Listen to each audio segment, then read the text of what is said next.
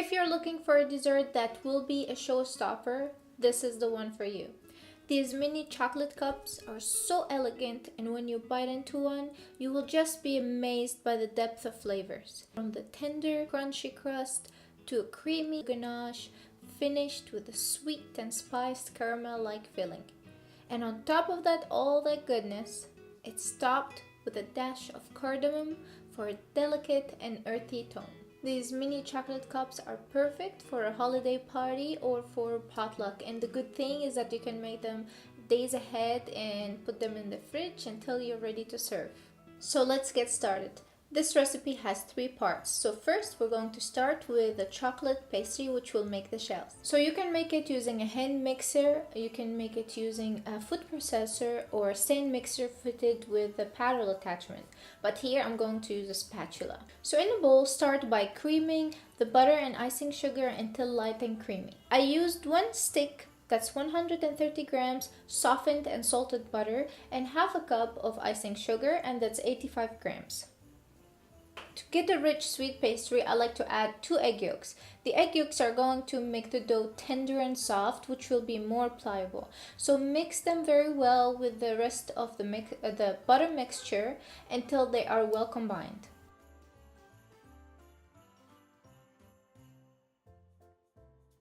You're going to need 1 cup, and that's 140 grams of pastry flour. You can also use all-purpose flour, but the pastry flour is going to make the dough more airy and much lighter. So add half the amount of flour and mix very well.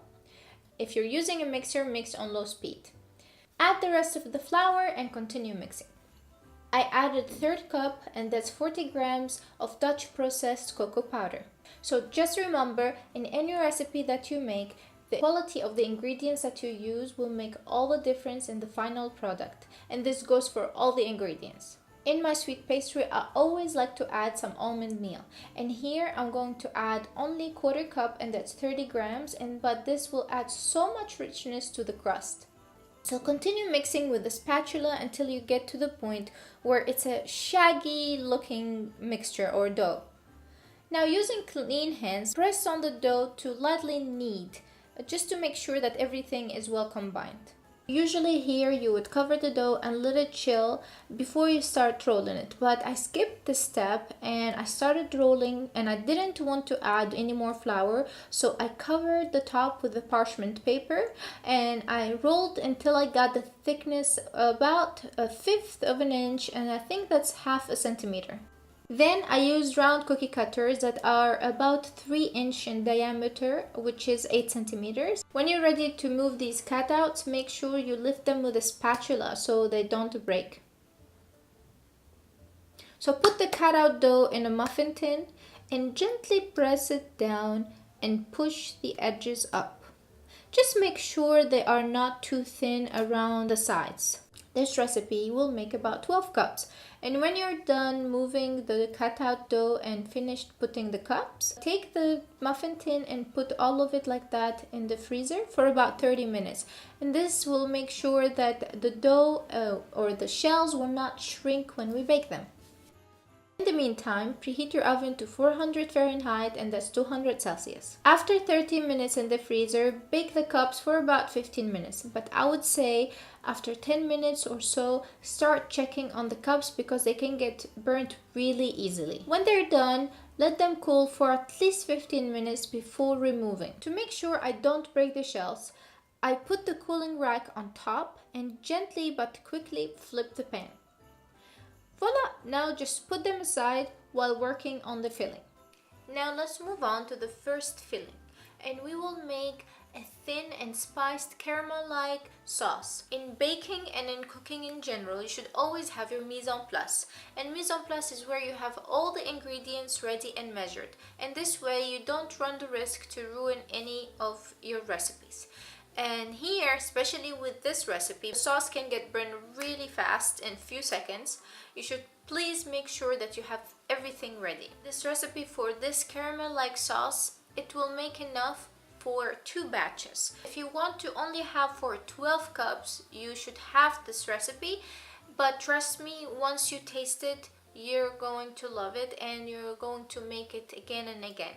So just a warning. So in a heavy bottom saucepan, add 1 cup, and that's 225 grams of granulated sugar, and add to that a 1/4 cup, and that's 60 ml of water, to let the sugar melt on low medium heat.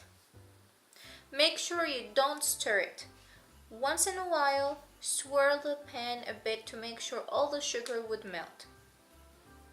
With a wet, heat-proof brush, make sure that the sides of the pan don't have sugar, so just brush the sides. And this way you make sure that the pan wouldn't have any sugar crystallizing. The mixture, the sugar and water mixture, will start changing color once the sugar is melted. So please don't leave the side of the pan, keep an eye on it. Like I said, it can get burnt really easily. And once it starts getting to an light amber color, you can add 1/2 cup of cream, and that's 125 ml. And be careful when dealing with this here, because it will start bubbling. With the cream, I like to add a pinch of salt and some spices. So I add about 1/2 teaspoon of cinnamon for the winter and the holiday feel. And I add a 1/4 teaspoon of freshly ground cardamom for an exotic note. Turn down the heat and add 3 tablespoons of butter.